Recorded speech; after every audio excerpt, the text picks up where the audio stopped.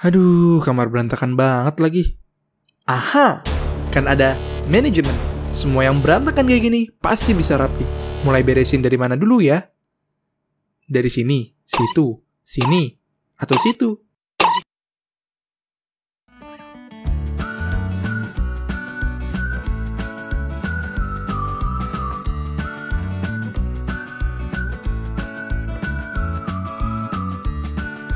Dengan manajemen semua bisa rapi dan menawan. Ya, rapi dan menawan. Yeay, ayo sini. Oke, sosok ini lagi. Halo, selamat datang di videonya Tugas Kelompok 2. Dari ada aku, Fahri, Ismail, sama kameramen Kahfi, dan ada penulis skrip Edi. Jadi kali ini kita mau ngapain ya? Main True or False. Main True or False. Pokoknya ditontonin aja deh. Langsung aja tonton.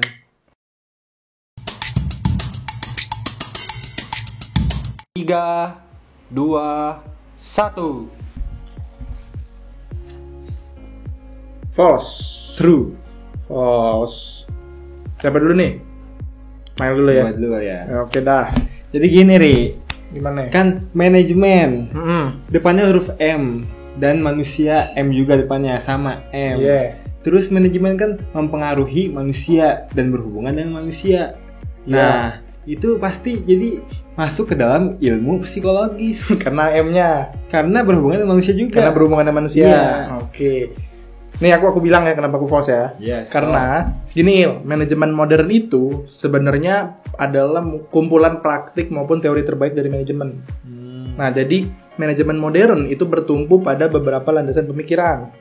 Misalnya konsep sistem, terus ada analisis keputusan, ada pentingnya faktor manusia, sampai tanggung jawab manusia itu sendiri dalam organisasi. Oh gitu. Iya.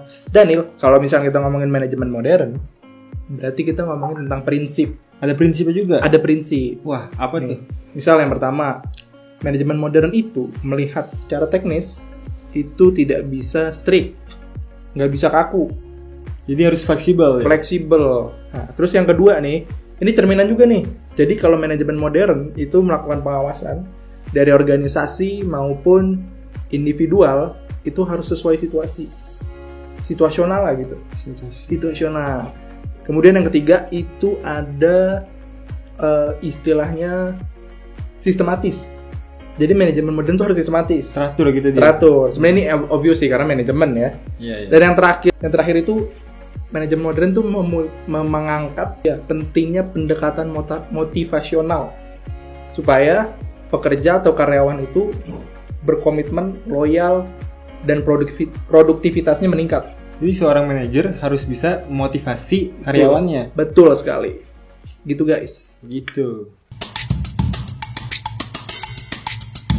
3, 2, 1. False lah, False, jelas. False. Siapa ya? Main lagi dah. Main dulu. Ya gue udah. Emang di karakter film apa? Baik hati protagonis? Ya bukanlah. Jadi dilihat dari sisi manusianya, karakteristik manajemen modern itu dilihat sebagai homo economicus. Yaitu makhluk ekonomi. Ekonomi. Jadi tujuan utamanya dan motivasi utamanya adalah untuk mencapai keuntungan yang maksimal, laba maksimum, profit, bener banget. Tadi kan aku setuju juga nih, aku false juga kan. False juga. BTW kalau misalkan kita ngomongin karakteristik ya tadi ya. Yeah. Sebenarnya manajemen modern itu juga ada istilahnya pendekatannya. Oh, yang kata Mas Pindur itu ya? Iya, jadi Mas Pindur et al. Atau Mas Pindur dan teman-temannya nih pernah mengklasifikasikan pendekatan di era modern ini menjadi 6 pendekatan. Apa aja tuh? Nah, ada pendekatan proses, sistem, kontingensi, manajemen strategi, bahkan gaya manajemen Jepang pun ada. Yang terakhir ada pendekatan excellence. Banyak ya? Banyak. Tapi kalau misalkan pasti yang di rumah mau dong, mau tahu lebih lanjut dong. Pasti. Jadi kita langsung panggil aja kameramen kita biar ngejelasin deh. Capek loh. Capek gitu ya. Mas kameramen, tolong dong jelasin. Dengerin ya guys. Dalam pendekatan manajemen modern, Mas Pindur mengklasifikasikan era modern ini menjadi 6 pendekatan. Yang pertama, yaitu proses. Menurut Kuntz, pendekatan proses melihat manajemen sebagai sebuah proses untuk mencapai tujuan. Proses di sini berarti circular loop atau lingkaran yang berhubungan secara terus-menerus. Yang kedua, yaitu sistem. Dalam pendekatan sistem, terdapat dua jenis, yaitu terbuka dan tertutup. Dan keduanya dipandang sebagai satu kesatuan. Yang ketiga, yaitu kontingensi. Pendekatan kontingensi berarti mempertimbangkan segala faktor secara komprehensif dan bersifat situasional. Yang keempat, yaitu manajemen strategi. Pendekatan manajemen strategi berfokus pada pengambilan keputusan, kajian, dan analisis aktivitas terkait organisasi dalam jangka panjang. Yang kelima, yaitu gaya manajemen Jepang. Model pendekatan ini dikenal dengan TQM atau Total Quality Management. TQM menggunakan statistik untuk meningkatkan kualitas produk secara berkesinambungan. Yang keenam, yaitu excellence. Pendekatan excellence mengerahkan semua sumber daya perusahaan untuk mencapai sesuatu yang excellence. Jadi, sebuah perusahaan tidak cukup hanya menjadi sebuah effective organization, namun juga harus bisa mencapai excellence organization. 3, 2, 1. True.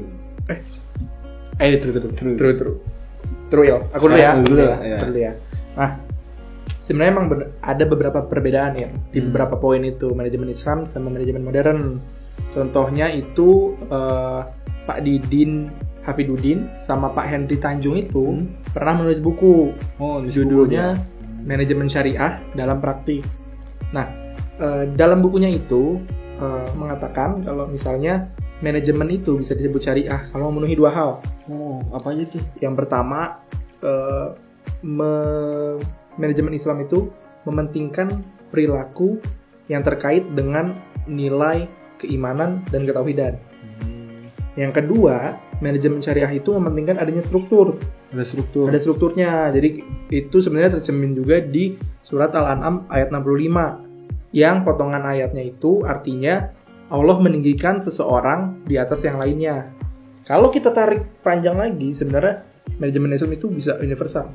Karena rahmatan lil alamin kan. Secara umum luas. Iya, secara umum luas. Kalau menurut kamu gimana? Iya, setuju banget sih aku sama pendapat kamu. Nah, tapi selain itu, manajemen Islam itu juga punya prinsipnya sendiri. Oh gitu? Iya, beda dari manajemen modern prinsipnya. Jadi ada 4 nih, Ri. Apa tuh? Ada 4. Yang pertama, kepuasan pelanggan. Oh. Jadi dalam berbisnis, manajemen Islam menerapkan keadilan, kejujuran, dan amanah. Oh. Jadi ketika ada masalah, semua konfliknya itu diselesaikan dengan secara baik-baik, tidak merugikan salah satu pihak. Jadi adil dia. Iya. Nah, yang kedua itu adalah transparansi. Jadi terhadap pelanggannya, terhadap konsumennya, itu pebisnis manajemen Islam tuh transparan dia. Misalnya terhadap bahan-bahan produk yang dia jual, jadi nggak ada yang disembunyikan, transparan. Gitu. Hal apa enggaknya gitu. Iya. Nah, yang ketiga ada berlomba-lomba secara sehat, persaingan yang sehat. Sehat. Jadi kalau dalam manajemen Islam itu tidak saling menjatuhkan antara pebisnis satu dengan lainnya itu nggak saling menjatuhkan, nggak boleh. Jadi fastabiqul khairat saja lah. Fastabiqul khairat pasti pada tahu lah. Ya.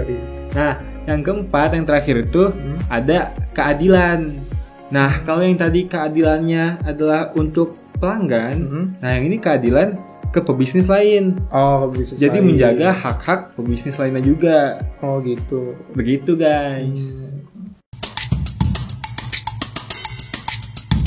3, 2, 1. Oh jelas dong. True. True juga. Jelas lah. Kenapa? Kan kesejahteraan sosial itu sebenarnya masuk dalam karakteristik manajemen Islam. Jadi di manajemen Islam itu ada karakteristiknya. Ada 4 nih. Manajemen Islam ada 4. Yang pertama etika sosial. variabelnya etika sosial. Iya. Jadi mencakup itu tadi kesejahteraan masyarakat. Iya. Gitu. Oh, gitu. Makanya true. Yang kedua ada ekonomi materi. Ekonomi materi. Nah, yang ketiga ada variabel kemanusiaannya. Yang keempat itu konsen terhadap sistem, tanggung jawab, menghormati tugas, wewenang, dan struktur organisasi. Oh gitu. Gitu guys. Itu tadi karakteristik ya? Tadi karakteristiknya. Tadi kan aku setuju juga kan. Nah sebenarnya kalau misalnya kita ngomongin karakteristik, kayak tadi tuh sebelumnya tuh kayak ada PDKT-nya. Oh PDKT. Ada pendekatannya. Apa tuh? Nih, jadi kalau di manajemen Islam, Pak Abbasi dan kawan-kawan beliau itu pernah mengatakan bahwa ada 5 pendekatan holistik dari manajemen Islam. Wah, tapi gue malas ngejelasin. Oh males ya, udah terakhir juga sekarang. Udah terakhir. Biar kita kasih yang lebih luwes ngejelasin. Iya, yang lebih paham aja lah. Yang lebih mantep ngejelasinnya Akang kameramen. Tolong dong jelasin dong. Come here. Menurut Pak Abbasi dan kawan-kawan beliau, terdapat 5 pendekatan holistik dalam manajemen Islam. Yang pertama, yaitu partisipatif. Pendekatan partisipatif berarti setiap anggota berhak bersuara. Dalam Islam, ini dikenal dengan syuro atau musyawarah. Yang kedua, yaitu sistem. Pendekatan sistem berarti memandang sebuah organisasi sebagai satu kesatuan. Yang ketiga adalah bertahap. Pendekatan bertahap bertujuan untuk memperkenalkan aturan baru dengan cara bertahap, jadi tidak langsung menyeluruh. Yang keempat, yaitu kontingensi. Pendekatan kontingensi merupakan pendekatan pemecahan masalah secara komprehensif. Yang kelima, yaitu konsistensi. Jadi, pendekatan konsistensi mengutamakan untuk selalu bekerja keras, sabar, dan konsisten. Udah mulai. Ri. Oi, halo. halo. Bisa lihat guys, udah pindah studio kita. Tara. Nah, jadi gini. Tadi aku udah sempat drop question box nih di Instastory. Yang tadi ya? Yang tadi. Iya. Nah, nih Gimana pertanyaannya udah banyak nih yang masuk nih. Pilih satu aja lah. Pilih satu aja ya. Oke. Ntar bisa lihat nih di sini ya. Nih. Kak, apa sih yang benar-benar membedakan manajemen modern dan manajemen Islam? Oke, tadi kan sebenarnya kita udah ngobrolin ya agak banyak tuh ya. Sebenarnya bedanya, simpelnya, ini secara prinsip dulu ya. Yang paling membedakan itu kalau manajemen modern itu bebas nilai. Dia nggak ada pakem. Oh ini benar nih salah gitu. Jadi itu ya hanya teori dan pemikiran manusia aja. Sedangkan kalau manajemen Islam itu pakemnya jelas, Al-Quran, Sunnah, dan yang tadi itu berbasis ketauhidan dan keimanan. Nah, selain prinsip nih, ada juga karakteristiknya. Iya. Nah, dibagi tiga. Dari objek manusianya, manajemen modern itu homo economicus, makhluk ekonomi. Sedangkan manajemen Islam, makhluk spiritual. Iya. Nah, dari segi tujuan atau motivasinya, kalau manajemen modern hanya bertujuan untuk meraih kesuksesan di dunia. Sedangkan kalau manajemen Islam, kesuksesan di dunia dan akhirat. Oh iya. Dari segi bisnisnya yang terakhir, itu kalau manajemen modern itu lebih fokus ke menghasilkan lalu maksimum. Profit. Jadi dia berusaha meraih keuntungan yang sebesar-besarnya nih. Iya. Nah, kalau manajemen Islam itu dia fokusnya ke bisnis berkelanjutan yang berdasarkan etika. Jadi gitu. Nah itu tadi dari karakteristik ya. Nah habis itu berarti ada PDKT. Pendekatan. Sebenarnya kalau pendekatan tadi itu ada yang benar-benar berlawanan. Nah justru malah yang menarik ada beberapa yang mirip. Seperti pendekatan sistem sama pendekatan kontingensi. Pendekatan sistem itu yang tadi tuh yang memandang sebuah organisasi dalam satu kesatuan.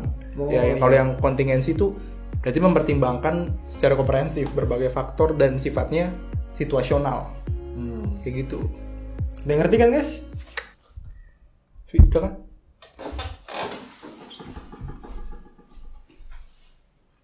Wow!